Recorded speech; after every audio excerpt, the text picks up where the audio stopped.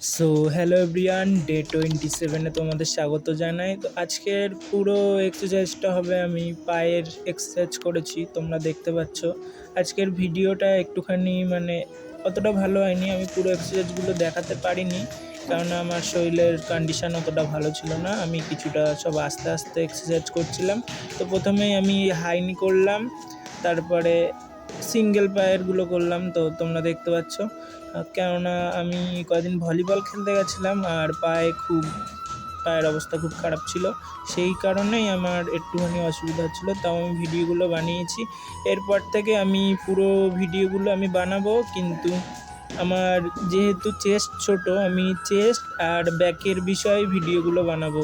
তো 1 মাস চ্যালেঞ্জ থাকবে, আমি পুরো ব্যাক আর চেস্ট বাড়ানোর জন্য, আর লেগের এক্সারসাইজগুলোও করব, শুধু বাইসেপ বন্ধ রাখবো। তো তোমরা নেক্সট ভিডিওতে দেখতে পারবে আমি কি এক্সারসাইজগুলো করছি, আর কমেন্টে জানিও কোনটা করলে ভালো হবে।